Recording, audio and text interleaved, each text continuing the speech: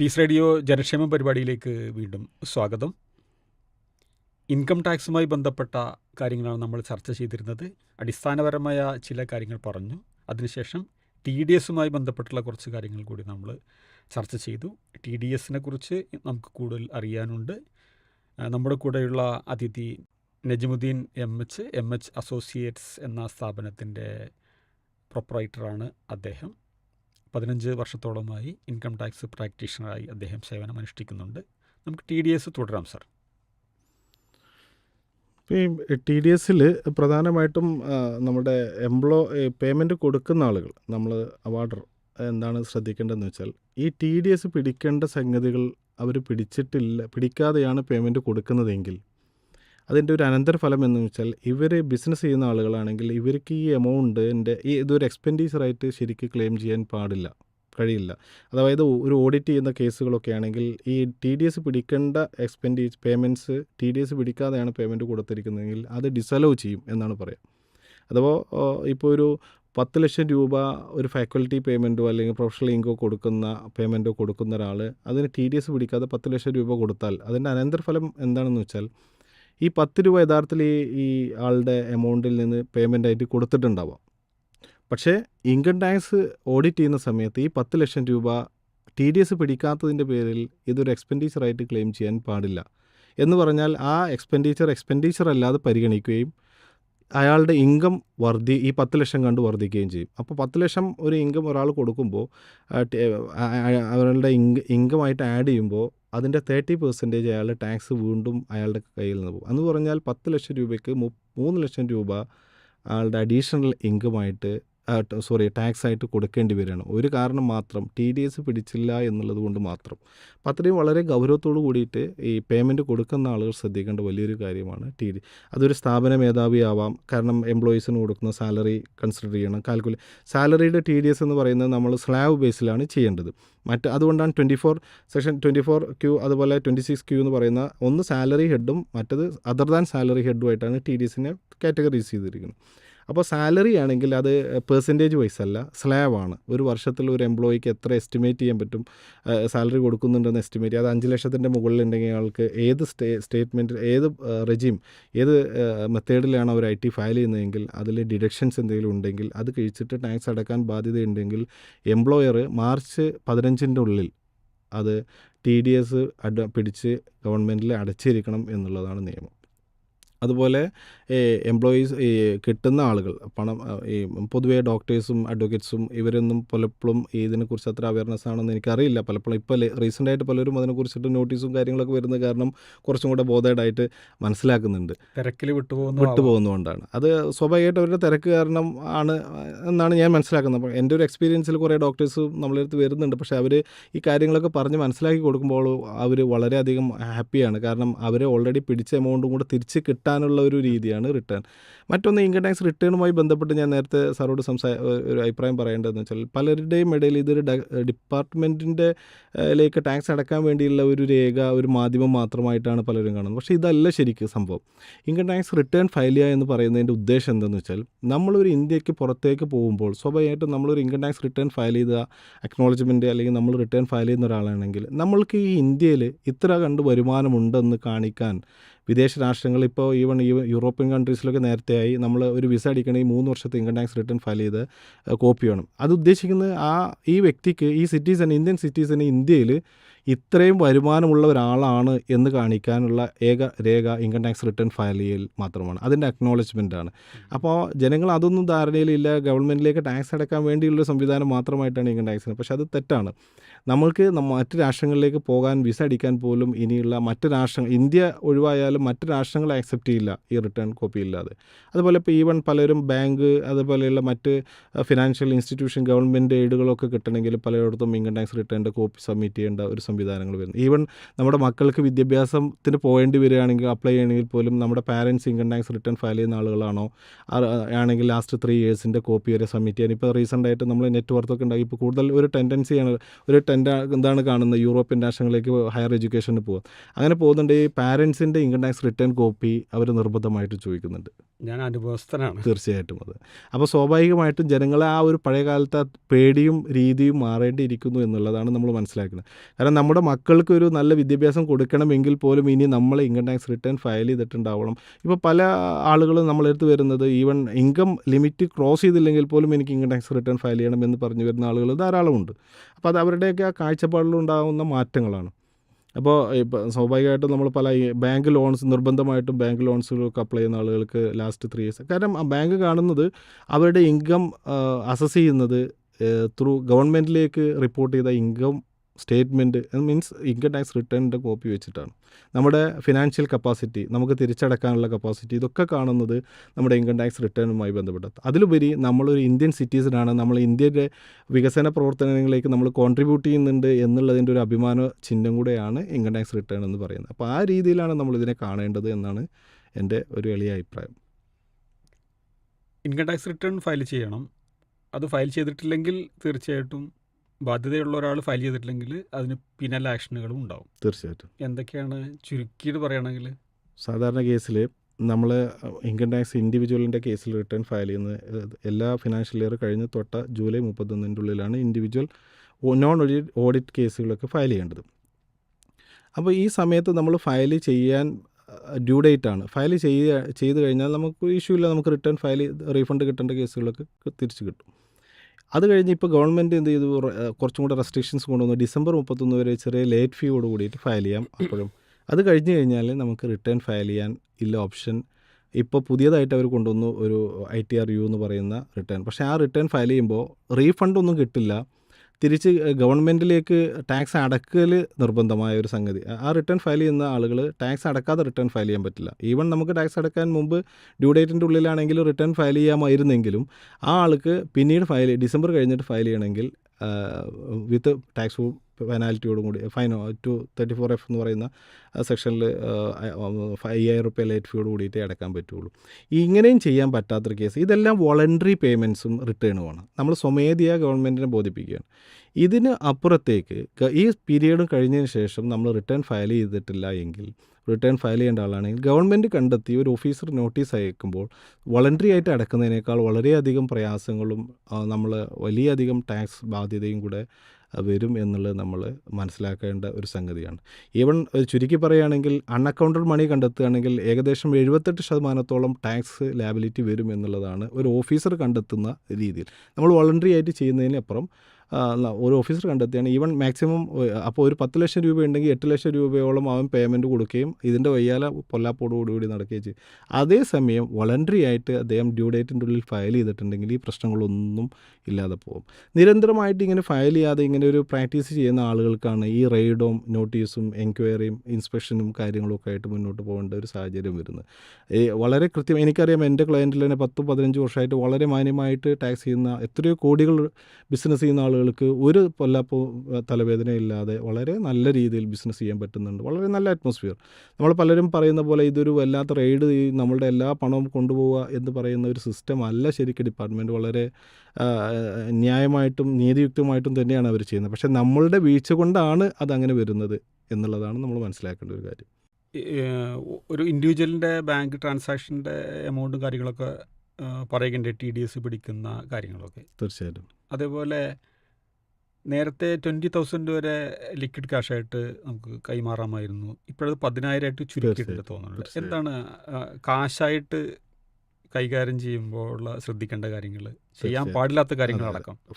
Section 40A3 എന്ന് പറയുന്ന സെക്ഷനിലാണ് ഇത് ലിമിറ്റ് ചെയ്തിരിക്കുന്നത്. ഇത് 2019 ജൂലൈ വരെ അവർക്ക് 20,000 രൂപ വരെ ചെയ്യായിരുന്നു. സ്വാഭാവികമായിട്ടും അത് ഗവൺമെൻറ് ചെയ്യുന്ന ഒരു ഇലക്ട്രോണിക് സിസ്റ്റത്തിലേക്കാണ് ഗവൺമെൻറ്, ഞാൻ നേരത്തെ പറഞ്ഞ പോലെ തന്നെ ഇലക്ട്രോണിക് സിസ്റ്റത്തിലേക്ക് കൈകാര്യം ചെയ്യുന്ന ഒരു സിസ്റ്റമാണ് ഗവൺമെൻറ് കാണുന്നത്. അതുകൊണ്ട് തന്നെ ഇതെല്ലാം റെക്കോർഡഡ് ആണ്. നമ്മൾ ഓൺലൈൻ GPay ആണെങ്കിലും UPI അഥവാ GPay അല്ലെങ്കിൽ ഗൂഗിൾ പേ എന്ത് സോഫ്റ്റ്വെയർ ഉപയോഗിച്ച് ചെയ്യുകയാണെങ്കിലും ട്രാൻസ്ഫർ ചെയ്യുകയാണെങ്കിലും ഒക്കെ റെക്കോർഡഡ് ആകുമ്പോൾ സ്വാഭാവികമായിട്ട് ഗവൺമെൻറ് പിന്നീട് അത് ട്രേസ് ചെയ്യാൻ എളുപ്പമാണ് എന്നുള്ള രീതിയാണ് ഗവൺമെൻറ്റിൻ്റെ ബാക്ക് എൻഡിലത്. നമ്മൾക്ക് സൗകര്യമാണ്, ഇന്ന് നമ്മൾ പണം കൊണ്ടു നടക്കുന്നതിനേക്കാളൊക്കെ എളുപ്പമാണ് എന്നുള്ളതാണ്. അപ്പോൾ ഗവൺമെൻറ് ഇതിൽ കാണുന്ന ഒരു കാര്യം, എല്ലാം മുമ്പ് 20,000 വരെ ക്യാഷ് ട്രാൻസാക്ഷൻസ് ഫ്രീ ആയിട്ട്, ക്യാഷ് ട്രാൻസാക്ഷൻ എന്നല്ല, ഒരാൾക്ക് പേയ്മെൻറ്റ് കൊടുക്കുമ്പോൾ ഒരു എക്സ്പെൻഡിച്ചർ പേയ്മെൻറ്റ് ഇപ്പോൾ 20,000 രൂപയ്ക്ക് മുകളിൽ ആണെങ്കിൽ ക്രോസ്ഡ് ചെക്കായിട്ട് ബാങ്ക് ത്രൂ ട്രാൻസ്ഫറോ അല്ലെങ്കിൽ ചെക്കോ എന്തോ ആവാം ചെയ്യാമായിരുന്നു. പക്ഷേ അത് എന്ത് ചെയ്തു, ഒന്നും കൂടെ അവർ റെസ്ട്രിക്റ്റ് ചെയ്തുകൊണ്ട് 10,000 കൊണ്ടുവന്നു. അതിൻ്റെ ഉദ്ദേശം ഗവൺമെൻറ് ഇതാണ്, ചെറിയ എമൗണ്ടുകളൊക്കെ ഇങ്ങനെ ക്യാഷായിട്ട് പോയാലും വലിയ എമൗണ്ടുകൾ ഇപ്പോൾ 10,000 മുകളിലുള്ള പേയ്മെൻറ്റുകളെല്ലാം റെക്കോർഡായി കഴിയുമ്പോൾ ഗവൺമെൻറ്റിന് അറിയാൻ പറ്റും ഈ ട്രാൻസാക്ഷൻസിൻ്റെ വോളിയം എത്രയേ. സ്വാഭാവികമായിട്ടും അങ്ങനെ ഒരു നിയമം കൊണ്ടുവന്നു. ഇതിൻ്റെ പെനാൽറ്റി എന്തെന്ന് പറയുന്നത്, ഈ നേരത്തെ ഞാൻ പറഞ്ഞ പോലെ നമുക്ക് ആ എക്സ്പെൻഡിച്ചർ 10,000 മുകളിൽ ക്രോസ്ഡ് ചെക്കോ പേയ്മെൻറ്റ് ത്രൂ അല്ല എങ്കിൽ നമുക്ക് ഈ എക്സ്പെൻഡിച്ചർ ക്ലെയിം ചെയ്യാൻ പറ്റില്ല എക്സ്പെൻഡിച്ചറായിട്ട്. അപ്പോൾ ഇതിൻ്റെയൊക്കെ ഒരു മറുവശം എന്ന് പറഞ്ഞാൽ അതും കൂടെ നമ്മുടെ പ്രോഫിറ്റ് കൂടും അല്ലെങ്കിൽ നമ്മുടെ ഇൻകം കൂടും, സ്വാഭാവികമായിട്ടും അതിനും കൂടെ നമ്മൾ ടാക്സ് അടക്കേണ്ടി വരും എന്നുള്ളതാണ് ഗവൺമെൻറ് കൊണ്ടുവന്ന ഒരു സംഗതി. അതുപോലെ ലോണ്, നമ്മൾ മറ്റ് ഇൻഡിവിജ്വലിൻ്റെ അടുത്ത് നോക്കി ലോൺ എടുക്കണമെങ്കിൽ പലരും മുമ്പൊക്കെ ചെയ്തിരുന്നു, നമുക്ക് ഫണ്ട് ഷോർട്ടൊക്കെ വരികയാണെങ്കിൽ ഒരു 2 ലക്ഷം 3 ലക്ഷം ഒക്കെ ഓരോരുത്തരിൽ നിന്ന് വാങ്ങി അക്കൗണ്ടിൽ കാണിച്ചിരുന്നു. ഗവൺമെൻറ് അത് സ്ട്രിക്റ്റ് ചെയ്തു. ഗവൺമെൻറ് ഇപ്പോൾ അത് 20,000 മുകളിൽ നിങ്ങൾ അൺസെക്യൂർഡ് ലോൺ, അതായത് പലിശയില്ലാത്ത ലോൺ വാങ്ങുന്നതിന് ബിസിനസ്സിലെ ആവശ്യങ്ങൾക്ക് നിയമപരമായിട്ടുള്ള നിയന്ത്രണങ്ങളൊക്കെ ഉണ്ടെങ്കിലും 20,000 മുകളിൽ ക്യാഷ് ആയിട്ട് അൺസെക്യൂർഡ് ലോൺ നമുക്ക് സുഹൃത്തുക്കളിരുന്നോ നമ്മുടെ പരിചയത്തിൽ നിന്നോ ആരിരുന്നും വാങ്ങാൻ പാടില്ല എന്നുള്ളത് വന്നു. സ്വാഭാവികമായിട്ടും ഗവൺമെൻറ് കാണുന്നത് അങ്ങനെ തരുന്ന ആളുടേതും അക്കൗണ്ട് ത്രൂ തരുമ്പോൾ അയാളുടെ എമൗണ്ടും അത് റെക്കോർഡായി മാറുന്നു എന്നുള്ളതാണ്. അപ്പോൾ ശരിക്കും ട്രാൻസ്പെറൻ്റായിട്ട് ഇതെല്ലാം ചെയ്യുന്നുണ്ടെങ്കിൽ ഒരാൾക്കും ഒന്നും പേടിക്കാനില്ല. പക്ഷേ ഇതൊക്കെ മറച്ചു വെച്ചുകൊണ്ട് ചെയ്യുന്ന ആളുകൾ പിന്നീട് ഒരു സ്ക്രൂട്ടിനിയോ ഒരു ഇൻസ്പെക്ഷനൊക്കെ വരുമ്പോൾ സ്വാഭാവികമായിട്ട് പുറത്ത് ചാടുമ്പോഴാണ് ഈ വലിയൊരു എമൗണ്ട് കൊടുക്കാനും ഇങ്ങനെയൊക്കെ ഒരു സാഹചര്യം വരുന്നത്. ഇങ്ങനെയുള്ള കുരുക്കളിൽ പെടാതിരിക്കാൻ ക്യാഷ് ട്രാൻസാക്ഷൻ എന്തൊക്കെ ശ്രദ്ധിക്കണമെന്ന് പറഞ്ഞു. അതേപോലെ തന്നെ ബാങ്ക് ത്രൂ ആണെങ്കിൽ എന്തൊക്കെയാണ് പ്രത്യേകം ശ്രദ്ധിക്കേണ്ടത്? ഞാൻ പ്രധാനമായിട്ടും നമ്മളുടെ സാധാരണ കാണുന്ന ഒരു 10-13 കാരണങ്ങളാണ് നമുക്ക് ഈ നോട്ടീസുകളൊക്കെ വരാനും ഇങ്ങനെയുള്ള കുരുക്കളിലൊക്കെ അകപ്പെടാനുള്ള ആളുകൾ കാണുന്നത്. ഒന്ന്, ഞാൻ നേരത്തെ പറഞ്ഞ TDS പിടിച്ച എമൗണ്ട് വന്നിട്ട് റിട്ടേൺ ഫയൽ ചെയ്യാതിരിക്കുന്ന നാളുകളായിട്ട് എങ്ങനെ ചെയ്യുന്ന ആളുകൾക്ക് സ്വാഭാവികമായിട്ടും അവരെ ഡിപ്പാർട്ട്മെൻറ്റ് ഫോക്കസ് ചെയ്യും. കാരണം ഇത് ഒരു പാൻ ബേസ്ഡ്, ഒരു റാൻഡം ബേസിൽ ഇവർ പാൻ ചെക്ക് ചെയ്യും ഓരോ ഓഫീസേഴ്സും. അതിൽ എന്തെങ്കിലും ഡൗട്ട് തോന്നുമ്പോഴാണ് 143 സെക്ഷൻ പ്രകാരമൊക്കെ അവർ നോട്ടീസ്, ആദ്യം ഒരു ഇൻറ്റിമേഷൻ, നല്ല നിലയ്ക്ക് ഇങ്ങനെ ഒരു ഡൗട്ടുകളും സംശയങ്ങളും ഒക്കെ തോന്നുന്നുണ്ട്, നിങ്ങൾ വ്യക്തമായ മറുപടി തരണം എന്നൊക്കെ പറഞ്ഞു വരും സൗഹാർദ്ദ നിലയ്ക്ക്. അത് കഴിയുമ്പോൾ അതിന് ആ ഒരു ടൈം പീരീഡ് അവർ കൊടുത്തു 15 ദിവസമോ അല്ലെങ്കിൽ മാക്സിമം ഒരു 15 ദിവസമോ അല്ലെങ്കിൽ ഒരു മാസമൊക്കെയാണ് സമയം കാണാറ്. അത് കഴിഞ്ഞിട്ടും നമ്മളതിന് റിപ്ലൈ ചെയ്യുന്നില്ല എങ്കിൽ അത് സ്വാഭാവികമായിട്ടും പിന്നീടുള്ള ഫർദർ പ്രൊസീജിയറിലേക്ക് പോകും. അത് ഒന്ന് TDSൻ്റെ. അതുപോലെ TDS സാലറിയിലും പ്രൊഫഷണൽ ഇൻകം വാങ്ങുന്ന ആളുകളുടെ ഇടയിലും വരുന്ന ഒന്ന്. മറ്റൊന്നാണ് നമ്മളുടെ ഈ വലിയ എമൗണ്ടുകളൊക്കെ റിയൽ എസ്റ്റേറ്റ് ചെയ്യുന്ന ആളുകൾ. പലപ്പോഴും നമ്മളുടെ ആളുകളിൽ വളരെ ലളിതമായ, വളരെ ശ്രദ്ധിക്കാതെ പോകുന്നതാണ് ഈ ലാൻഡ് വിറ്റിട്ട് ക്യാഷ് അക്കൗണ്ടിലേക്ക് വാങ്ങുകയും കാര്യങ്ങളൊക്കെ ചെയ്യുന്ന ആളുകൾ. സ്വാഭാവികമായിട്ടും 30 ലക്ഷത്തിൻ്റെ മുകളിൽ ഒരു രജിസ്ട്രേഷൻ ഡോക്യുമെൻറ്റിൽ വാല്യൂ കാണിച്ചുള്ള ട്രാൻസാക്ഷൻ നടന്നു കഴിഞ്ഞാൽ നമ്മളറിയാതെ SRO, അതായത് സബ് രജിസ്ട്രാർ ഓഫീസിൽ നിന്ന് ഓട്ടോമാറ്റിക്കായിട്ട് ഇൻകം ടാക്സിലേക്ക് ഇൻറ്റിമേഷൻ പോകും. അത് 50 ലക്ഷം രൂപയ്ക്ക് മുകളിലുള്ള ട്രാൻസാക്ഷൻ ആണെങ്കിൽ 26QB എന്ന് പറയുന്ന ഫോമിൽ 1% TDS പിടിച്ചിട്ട് ഈ ലാൻഡ് വാങ്ങുന്ന ആൾ പേയ്മെൻറ്റ് കൊടുക്കാൻ പാടുള്ളൂ. അപ്പോൾ ഈ TDS പിടിക്കുമ്പോൾ ഈ വാല്യൂ സ്വാഭാവികമായിട്ടും TDS പിടിച്ച് കഴിയുമ്പോൾ തന്നെ അത് ഫയൽ ചെയ്യുമ്പോൾ ഓട്ടോമാറ്റിക്കായിട്ട് ഗവൺമെൻറ് മെഷീനറിയിൽ റെക്കോർഡായി. അപ്പോൾ പക്ഷേ അത് നമ്മൾ വാങ്ങുന്ന ആ സ്ഥലം വിറ്റ ആൾ അതിനെക്കുറിച്ച് ശ്രദ്ധിക്കാതെ, അതിനൊന്നും ആവശ്യമില്ല, അതൊക്കെ നമ്മളെ കുടുംബ സ്വത്തല്ലേ. അപ്പോൾ സ്വാഭാവികമായിട്ടും കണ്ടിരിക്കുന്നത് അങ്ങനെയാണ്. നമ്മളുടെ ഒരു കുടുംബ സ്വത്തൊക്കെ വിറ്റ് കഴിയുമ്പോൾ വലിയൊരു എമൗണ്ട് നമ്മുടെ ഒരു ഇൻഡിവിജ്വൽ അക്കൗണ്ടിലേക്ക് വരും. അത് എക്സ്പ്ലെയിൻ ചെയ്യാനുള്ള ഡോക്യുമെൻറ്റോ അല്ലെങ്കിൽ അതിന് ക്യാപിറ്റൽ ഗെയിൻ എന്നാണ് അതിന് പറയുക. ലോങ് ടേം ക്യാപിറ്റലാണോ ഷോർട്ട് ടേം ക്യാപിറ്റലാണോ, അതൊക്കെ കുറേ കണ്ടീഷൻസ് അത് വെച്ച് അത് ടാക്സ് അടയ്ക്കേണ്ട കേസാണെങ്കിൽ ടാക്സ് അടയ്ക്കാനും അതാത് സമയങ്ങളിൽ ചെയ്തു പോവുകയാണെങ്കിൽ അതിലൊന്നും വലിയ പ്രശ്നങ്ങളില്ല. അതേപോലെ മറ്റ് നമ്മൾ കണ്ടിരിക്കുന്ന ഞാൻ നേരത്തെ പറഞ്ഞ പോലെ SB അക്കൗണ്ടിലൂടെ 10 ലക്ഷം രൂപയ്ക്ക് മുകളിൽ ഇപ്പോൾ റീസെൻ്റായിട്ട് 2 വർഷങ്ങളായിട്ട് കാണുന്നതാണ്. SB അക്കൗണ്ടിൽ, സേവിങ്സ് ബാങ്ക് അക്കൗണ്ടിൽ 10 ലക്ഷം രൂപയ്ക്ക് മുകളിൽ ക്യാഷ് ഡെപ്പോസിറ്റോ വിഡ്രോവലോ വന്നിട്ടുണ്ടെങ്കിൽ, പ്രധാനമായിട്ടും ക്യാഷ് ഡെപ്പോസിറ്റ് വന്നിട്ടുണ്ടെങ്കിൽ ഓട്ടോമാറ്റിക്കായിട്ട് സിസ്റ്റം ജനറേറ്റഡ് മെസ്സേജ് ഈ IT റിട്ടേൺ ഫയൽ ചെയ്യാത്ത ആളുകളിലേക്ക് ആ മെസ്സേജ് പോകുന്നുണ്ട്. നിങ്ങൾക്ക് ഇത്രയും ട്രാൻസാക്ഷൻസ് നിങ്ങളുടെ ബാങ്ക് അക്കൗണ്ടിൽ കാണുന്നു, നിങ്ങൾ ഇൻകം ടാക്സ് റിട്ടേൺ ഫയൽ ചെയ്തിട്ടില്ല.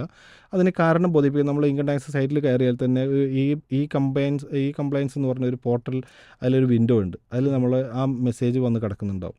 അപ്പോൾ അതിന് കറക്റ്റ് സമയത്ത് റിപ്ലൈ ചെയ്തിട്ടില്ലെങ്കിൽ നമ്മളതിന് അവരുടെ ഒരു ഓർഡറിനെ നമ്മൾ അനുസരിച്ചില്ല അല്ലെങ്കിൽ മറുപടി കൊടുത്തില്ല എന്നുള്ളതിലേക്ക് ഫർദർ പ്രൊസീജിങ്ങിലേക്ക് പോകും. ഇതൊക്കെ നമുക്ക് ഈ ടാക്സ് ഫയൽ ഈ പറഞ്ഞ നമ്മുടെ നൂലാമലകളിലേക്ക് വർദ്ധിക്കുകയാണ് ചെയ്യുന്നത്. അതേപോലെ SB അക്കൗണ്ടിലാണ് 10 ലക്ഷം, അത് കറണ്ട് അക്കൗണ്ട് ആണെങ്കിൽ 50 lakhs എബവ് വരുന്ന സംഗതികളിലാണ് ഈ നോട്ടീസ് കണ്ടിട്ടുള്ളത് സർവ്വസാധാരണയായിട്ട്. പിന്നെ പ്രധാനമായിട്ടും വരുന്ന ഈ ക്രെഡിറ്റ് കാർഡ് ട്രാൻസാക്ഷൻസ്, 10 ലക്ഷം രൂപയ്ക്ക് മുകളിൽ ക്രെഡിറ്റ് കാർഡ് ട്രാൻസാക്ഷൻസ് ചെയ്യുന്ന ആളുകൾ. ഇപ്പോൾ പൊതുവേ ഈ ന്യൂ ജനറേഷൻ ആളുകളുടെ ഇടയിൽ ടെൻഡൻസിയാണ് ക്രെഡിറ്റ് കാർഡ് യൂസ് ചെയ്യുന്നത്. പല ബാങ്കുകളും അത് ഫ്രീ സർവീസ് ആയിട്ടുള്ള ക്രെഡിറ്റ് കാർഡുകളൊക്കെ ധാരാളമായിട്ട് കൊടുക്കുമ്പോൾ അത് വിളിച്ചു വരുത്തി കൊടുക്കും. തീർച്ചയായിട്ടും. അപ്പോൾ അതിലെന്താണെന്ന് വെച്ചാൽ നമ്മൾ എന്ത് കാണുകയാണ് ഇപ്പോൾ ഓൺലൈൻ പർച്ചേസും നമ്മൾ ഈ ആമസോൺ, ഫ്ലിപ്കാർട്ട് പോലെയുള്ളത് കാണുമ്പോഴേക്കും നമുക്ക് കൂടുതൽ പർച്ചേസ് ചെയ്യാൻ ടെൻഡൻസി. ക്രെഡിറ്റ് കാർഡ് ആണെങ്കിൽ ഫ്രീ സർവീസ് അല്ലെങ്കിൽ ഡിസ്കൗണ്ട് എന്നൊക്കെ പറയുമ്പോൾ നമ്മൾ ഉടനെ കയ്യിൽ ക്രെഡിറ്റ് കാർഡ് വഴി ചെയ്യും. ഈവൻ നമുക്കൊരു 1 ലക്ഷം രൂപ ഒരു വർഷത്തിൽ വരുമാനമുള്ളവനാണെങ്കിൽ പോലും ഈ ക്രെഡിറ്റ് കാർഡ് 50,000 എക്സ്ട്രാ എടുത്തിട്ട് ഇത് ചെയ്തിട്ട് പിന്നെ ഈ മൾട്ടിപ്പിൾ ട്രാൻസാക്ഷൻസ് വരുമ്പോൾ ഒരു ഫിനാൻഷ്യൽ ഇയറിൻ്റെ കാലാവധിയിൽ നോക്കുമ്പോൾ ഇതൊരു വലിയൊരു എമൗണ്ട് ട്രാൻസാക്ഷൻസ് ആയി മാറിയിട്ടുണ്ടാകും. അങ്ങനെയുള്ള ആളുകളും ഇൻകം ടാക്സ് റിട്ടേൺ ഫയൽ ചെയ്തില്ലെങ്കിൽ അവർ അതിൻ്റേതായ നോട്ടീസ് ഫേസ് ചെയ്യേണ്ട ഒരു സംഗതിയാണ്. പിന്നെ അതുപോലെ 10 ലക്ഷം രൂപയ്ക്ക് മുകളിൽ വണ്ടി വാങ്ങുന്ന ആളുകൾ സ്വാഭാവികമായിട്ടും TCS, നമ്മൾ നേരത്തെ പറഞ്ഞ TDSന് പുറമേയുള്ള അതിൻ്റെ ഒരു മറ്റൊരു വകഭേദമാണ് TCS, tax collected at source. അത് സാധനം മറ്റേ നമ്മൾ പേയ്മെൻറ്റ് കൊടുക്കുന്ന ആളാണ് TDS പിടിച്ചിരുന്നെങ്കിൽ, ഇത് നമുക്ക് സാധനം തരുന്ന ആൾ നമ്മൾ സ്വാഭാവികമായിട്ടും നമ്മുടെ ഇൻവോയ്സിൻ്റെ കൂടെ TCS പിടിച്ചിട്ട് വേണം തരാൻ. അങ്ങനെ വരുമ്പോഴും TDS പോലെ റെക്കോർഡർ ആവുന്ന മറ്റൊരു ഭാഗമാണ് ഈ TCS എന്ന് പറയുന്നത്. അതും റീഫണ്ടബിൾ ആണ് തീർച്ചയായും. ടാക്സ് ലിമിറ്റിൽ ഇപ്പോൾ TDS ആണെങ്കിലും TCS ആണെങ്കിലും നമുക്ക് ടാക്സ് അടക്കാൻ ബാധ്യതയില്ലെങ്കിൽ റീഫണ്ടാണ്. ടാക്സ് അടക്കാനുള്ള ഒരാളാണ്, ടാക്സ് അടക്കേണ്ട ഒരു ബാധ്യതയുള്ള ഒരാളാണെങ്കിൽ ഈ എമൗണ്ട് കഴിച്ചിട്ട് ബാക്കിയുള്ളത് അടച്ചാൽ മതി. കിട്ടും തീർച്ചയായിട്ടും. അതിൽ അടക്കുമ്പോൾ ഫയൽ ചെയ്യുമ്പോൾ നോക്കേണ്ടത് നമ്മുടെ പാൻ കാർഡൊക്കെ കറക്റ്റായിട്ട് കൊടുത്തിട്ടുണ്ടാവണം. എങ്കിൽ മാത്രമേ നമ്മുടെ അക്കൗണ്ടിലേക്ക് അല്ലെങ്കിൽ മറ്റൊരാളുടെ അക്കൗണ്ടിലേക്ക് മാറിപ്പോകും. അത് പിന്നെ റിവൈസ് ചെയ്യാം. പക്ഷേ എന്നിരുന്നാലും അത് കറക്റ്റ് ചെയ്യുന്ന സമയത്ത് കറക്റ്റായിട്ട് നമ്മളെ പാൻ കാർഡ് ഇത് കൊടുക്കാൻ ശ്രദ്ധിക്കണം എന്നുള്ളതാണ് ഒന്ന്. പിന്നെ അതേപോലെ ഫോറിൻ റെമിറ്റൻസ് വളരെ പ്രധാനപ്പെട്ട ഇനിയുള്ള കാലഘട്ടത്തിൽ ശ്രദ്ധിക്കേണ്ടത്. നമ്മുടെ മക്കൾക്ക് പഠിക്കാൻ വേണ്ടിയിട്ടൊക്കെ നമ്മൾ ഫോറിൻ റെമിറ്റൻസ് വേണ്ടിയിട്ടൊക്കെ അടക്കാറുണ്ട്. അവരുടെ ഫീസ് കാര്യങ്ങളൊക്കെ മറ്റ് രാജ്യങ്ങളിലേക്ക് അവരുടെ ഫീസ് കാര്യങ്ങളൊക്കെ അഡ്വാൻസ്. ഇപ്പോൾ പലരുടെയും പഠിക്കാൻ പോകുന്നുണ്ടെങ്കിൽ അവർക്ക് അഡ്വാൻസ് ആയിട്ട് അവിടെ ഫീസ് കെട്ടേണ്ട ഒരു സാഹചര്യമൊക്കെ വരുമ്പോൾ നമ്മൾ ഇവിടുന്ന് നമ്മുടെ ഇന്ത്യൻ മണി കൺവേർട്ട് ചെയ്തിട്ടൊക്കെ ഫോറിൻ എക്സ്ചേഞ്ചിലേക്ക് ട്രാൻസ്ഫർ ചെയ്ത് കൊടുക്കുന്ന സംവിധാനങ്ങൾ കാണും. ഇങ്ങനെയുള്ള ആളുകൾ ഇൻകം ടാക്സ് റിട്ടേൺ ഫയൽ ചെയ്യണം. അല്ലെങ്കിൽ ഇതിൻ്റെ പ്രോസ് ആൻഡ് കോസ് നമ്മളതിൻ്റെ കാരണം എന്തെന്ന് ഗവൺമെൻറ്റിനെ അറിയിക്കാൻ. അതാണ് ഞാൻ പറഞ്ഞൊരു വിൻഡോ. നമുക്ക് ഇൻകം ഇല്ല എങ്കിൽ പോലും ചില സാഹചര്യങ്ങൾ നമ്മൾ ഇൻകം ടാക്സ് റിട്ടേൺ ഫയൽ ചെയ്ത് കാണിക്കേണ്ട ഒരു സാഹചര്യം വരുന്ന അതാണ്. അത് നോട്ടീസ് വരാം, അതിന് മറുപടി കൊടുക്കാൻ നമ്മൾ വ്യക്തമായൊരു അതിൻ്റെ റെക്കോർഡ് നമ്മുടെ അടുത്ത്, പ്രൂഫ് നമ്മുടെ അടുത്ത് ഉണ്ടായിരിക്കണം എന്നുള്ളതാണ് പ്രധാനമായിട്ടും ശ്രദ്ധിക്കേണ്ടത്. പിന്നെ മറ്റൊന്ന് കാര്യം, കൂടുതൽ റെൻറ്റ് റെസീറ്റ്, അതായത് ഇപ്പോൾ ഈ നമുക്ക് റെൻ്റൊക്കെ സ്വീകരിക്കുന്ന ആൾ ഒരു വർഷത്തിൽ 2,40,000 രൂപയ്ക്ക് മുകളിൽ റെൻറ്റ് സ്വീകരിക്കുന്നുണ്ടെങ്കിൽ റെൻറ്റ് കൊടുക്കുന്ന ആൾ TDS പിടിച്ചിട്ട് വേണം 10% TDS പിടിച്ചിട്ട് വേണം റെൻറ്റ് കൊടുക്കാൻ. പക്ഷേ പലരും ഈ ബിൽഡിങ്ങുകളൊക്കെ ഉള്ള ആളുകൾ എനിക്ക് വേറെ വരുമാനമൊന്നുമില്ല, റെൻറ്റ് മാത്രമേ ഉള്ളൂ എന്ന് പറയുമ്പോഴും ഈ 2,40,000 അത് നേരത്തെ പറഞ്ഞ 2.5 താഴെയാണ് 2,40,000. 2,40,000 മുകളിൽ പോകുന്ന ആൾ സ്വാഭാവികമായിട്ടും ഒരു പ്രൊഫഷണൽ ബിസിനസ് മാൻ ആ TDS പിടിച്ചിട്ടേ പേയ്മെൻറ്റ് കൊടുക്കുള്ളൂ, 10% TDS പിടിച്ചിട്ട്. അപ്പോൾ സ്വാഭാവികമായിട്ടും ഈ റെൻറ്റ് കിട്ടുന്ന ആളുടെ ഇൻകം ടാക്സ് 26AS അത് റെക്കോർഡറായി കാണും. അപ്പോഴും അവർ റിട്ടേൺ ഫയൽ ചെയ്തെങ്കിൽ മാത്രമേ അത് മുന്നോട്ട് പോകും. അങ്ങനെയുള്ള ആളുകൾക്ക് നോട്ടീസ് വരാനുള്ള സാധ്യതയുണ്ട്. പിന്നെ അതേപോലെ കൂടുതൽ FD ബോണ്ടുകളൊക്കെ ഡെപ്പോസിറ്റ് ചെയ്യുന്ന ആളുകളുണ്ട്. റിട്ടയർമെൻറ്റ് കഴിഞ്ഞിട്ട് ആ ഫണ്ട് എടുത്തിട്ട് FDയിലിട്ട് ഇൻട്രസ്റ്റ് ഒക്കെ വാങ്ങുന്ന ആളുകളുണ്ട്. അപ്പോൾ അത് 60 വയസ്സ് കഴിഞ്ഞവർക്കാണെങ്കിൽ 50,000 രൂപ വരെ FD ഇൻട്രസ്റ്റ് വേവ് ചെയ്യും. 80 എന്ന് പറയുന്നൊരു സെക്ഷനിൽ അത് ചെയ്യുമെങ്കിലും 80TTB എന്ന് പറയുന്ന സെക്ഷനിൽ ഇവർക്ക് 50,000 വരെ അത് എക്സംഷനൊക്കെ കിട്ടും. പക്ഷേ അത് റിട്ടേൺ ഫയൽ ചെയ്തിട്ടുണ്ടെങ്കിൽ മാത്രമേ ആ ഒരു ഇത് എൻജോയ് ചെയ്യാൻ പറ്റുള്ളൂ. അതേപോലെ ഡിവിഡൻഡ് ഇൻട്രസ്റ്റ്, മറ്റ് ബാങ്ക് ഇൻട്രസ്റ്റുകളൊക്കെ ഉണ്ടല്ലോ. SB അക്കൗണ്ട് ഇൻട്രസ്റ്റ് 10,000 രൂപയ്ക്ക് മുകളിൽ ഉള്ളവർ 60 വയസ്സിന് താഴെയുള്ളവരാണെങ്കിൽ അത് ടാക്സബിളാണ്. പക്ഷേ ഇതൊന്നും പലപ്പോഴും വലിയൊരു ഹ്യൂജ് എമൗണ്ട് ബാങ്ക് ഡെപ്പോസിറ്റ് ചെയ്തിട്ട് വലിയ ഇൻട്രസ്റ്റ് ഒക്കെ വാങ്ങുന്ന ആളുകൾ വെറുതെ ഒന്നും ചെയ്യാതെ ഫയൽ ചെയ്യുന്നതാണ്. അവർക്ക് 10,000 രൂപയ്ക്ക് മുകളിൽ ഇൻട്രസ്റ്റിന് ടാക്സബിളാണ്. അത് ഈ 5 ലക്ഷത്തിൻ്റെ ലിമിറ്റിന് മുകളിൽ വന്നിട്ടുണ്ടെങ്കിൽ മാത്രം. പക്ഷേ അത് റിട്ടേൺ ഫയൽ ചെയ്യണം. ഇങ്ങനെയുള്ള ഇതൊക്കെ ഗവൺമെൻറ് നേരെ കാണുന്നതാണ്. പിന്നെ അതുപോലെ NRI ട്രാൻസാക്ഷൻസൊക്കെ കൂടുതലും ചെയ്യുന്ന ആളുകളുണ്ടാവും. അപ്പോൾ അതൊക്കെ നമ്മൾ എൻ ആർ ഐ എന്ന് പറയുമ്പോൾ എൻ ആർ ഐ കുറേ എക്സംഷൻസ് ഉണ്ട്. എൻ ആർ ഐ അക്കൗണ്ടിൽ നിന്ന് കിട്ടുന്ന ബാങ്ക് ഇൻട്രസ്റ്റ്, അതുപോലെ സ്പെസിഫൈഡ് ബോണ്ടുകളിൽ എൻ ആർ ഐ ഡെപ്പോസിറ്റ് ചെയ്യുന്നതിനൊന്നും ഇൻട്രസ്റ്റ് ഫ്രീ ആണ്, എക്സംപ്റ്റഡ് ആണ്. അപ്പോൾ അവരുടെയൊക്കെ എൻ ആർ ഐയുടെ പ്രശ്നം എന്ന് വെച്ചാൽ ഇപ്പോൾ ഒരു എൻ ആർ ഐ ഇവിടെ ഡെപ്പോസിറ്റ് ചെയ്തിട്ടുണ്ടെങ്കിൽ 30% TDS പിടിച്ചിട്ട് അവൻ്റെ പേയ്മെൻറ്റ് കൊടുക്കാൻ പാടുള്ളൂ എന്നാണ് ഇന്ത്യൻ നിയമം. ഇപ്പോൾ ഒരു വിദേശത്ത്, ഇന്ത്യയിൽ 180 ദിവസത്തിൽ കൂടുതൽ പുറത്ത് വിദേശത്തുള്ള ഒരാൾ, അത് ഇന്ത്യൻ റെസിഡൻ്റ് ആയിക്കോട്ടെ, അവൻ എൻ ആർ ഐ ആവാം. സ്വാഭാവികമായിട്ടും നമ്മൾ ഗൾഫിലൊക്കെ ജോലി ചെയ്യുന്ന ആളുകളാണെങ്കിൽ, ഒരു വർഷത്തിൽ 6 മാസത്തിൽ കൂടുതൽ ഇന്ത്യക്ക് പുറത്താണെങ്കിൽ അവൻ അവൻ്റെ എൻ ആർ ഐ അക്കൗണ്ടിൽ ഇവിടെ അല്ലെങ്കിൽ N R I interest excepted ആണെങ്കിലും എൻ ആർ ഐ ട്രാൻസാക്ഷൻസ് അല്ലെങ്കിൽ ഡെപ്പോസിറ്റുകളൊക്കെ വന്നിട്ടുണ്ടെങ്കിൽ അതിന് കൊടുക്കുന്ന പേയ്മെൻറ്റ്സ് ഒക്കെ സ്വാഭാവികമായിട്ട് അവർ പാർട്ണർഷിപ്പിലൊക്കെ ഇവിടെ വല്ല പേയ്മെൻറ്റ്സും എന്തെങ്കിലുമൊക്കെ ഉണ്ടെങ്കിലും അതിന് 30% സ്ലാബിൽ TDS പിടിച്ചിട്ടുണ്ടാകും. പക്ഷേ ഈ എൻ ആർ ഐക്ക് ഇവിടെ ഒരു വർഷത്തിൽ ഇൻകം സ്ലാബ് 5 ലക്ഷത്തിൽ കൂടുതൽ പേയ്മെൻറ്റ് ഇൻകം ഇല്ലെങ്കിൽ അയാൾ യഥാർത്ഥത്തിൽ ഇൻകം ടാക്സ് അടക്കേണ്ടതില്ല. പക്ഷേ ഇൻകം ടാക്സ് റിട്ടേൺ ഫയൽ ചെയ്താൽ മാത്രമേ അത് അയാൾക്ക് റീഫണ്ട് കിട്ടുള്ളൂ. അപ്പോൾ ഇങ്ങനെ ഈ 10-13 കാരണങ്ങൾ കൊണ്ട് നമ്മൾ ഈ ഇൻകം ടാക്സിൻ്റെ നൂലാമാലകളിലേക്ക് കൂടി ചെന്ന് ചേരും എന്നുള്ളതാണ്. അപ്പോൾ ഇക്കാര്യങ്ങളൊക്കെ, ഇങ്ങനെയൊക്കെയുള്ള ഇൻകംസ് വരുന്ന ആളുകൾ ഇൻകം ടാക്സ് റിട്ടേൺ ഫയൽ ചെയ്ത് ഈ പ്രശ്നങ്ങളിൽ നിന്ന് മാറുന്നതാണ് ഏറ്റവും നല്ലത്. ഞാൻ നേരത്തെ പറഞ്ഞ പോലെ ഈ റിട്ടേൺ ഫയൽ ചെയ്യുന്നതുകൊണ്ട് റീഫണ്ട് കിട്ടുകയും ചെയ്യും. അതോടൊപ്പം തന്നെ നമുക്ക് നമ്മളുടെ ഒരു ഇൻകം നമുക്ക് ഒരു അതോറിറ്റിയിൽ നമുക്ക് പ്രസൻറ്റ് ചെയ്യാൻ, നമ്മൾ ഇത്ര ഇൻകം ഏൺ ചെയ്യുന്ന ആളാണെന്ന് കാണിക്കാനുള്ള ഒരു സോഴ്സും കൂടെയാണ് ഈ പറഞ്ഞ കാര്യങ്ങൾ. ഇൻകം ടാക്സുമായി ബന്ധപ്പെട്ട രണ്ടാമത്തെ എപ്പിസോഡ് ഇവിടെ പൂർത്തിയാവുകയാണ്. TDSുമായി ബന്ധപ്പെട്ട കാര്യങ്ങൾ, അതേപോലെ നേരിട്ട് കാശ് കൊടുക്കുന്ന എത്ര തുക വരെ കൊടുക്കാം, എന്തൊക്കെയാണ് ശ്രദ്ധിക്കേണ്ടത്, അതേപോലെ നമ്മുടെ അക്കൗണ്ടുകളിൽ എത്ര തുക കൈമാറ്റം ചെയ്യുമ്പോഴൊക്കെയാണ് ശ്രദ്ധിക്കേണ്ടത്, ടാക്സുമായി ബന്ധപ്പെട്ടുള്ള കാര്യങ്ങളാണ് പറഞ്ഞത്. നമ്മുടെ കൂടെയുള്ളത് നജ്മുദ്ദീൻ MH ആണ്. നമുക്ക് ഇനിയും ഇൻകം ടാക്സുമായി ബന്ധപ്പെട്ട വിശേഷങ്ങൾ, അറിവുകൾ കേൾക്കാനുണ്ട്, അറിയാനുണ്ട്, പഠിക്കാനുണ്ട്. ഈ എപ്പിസോഡ് ഇവിടെ പൂർത്തിയാവുകയാണ്.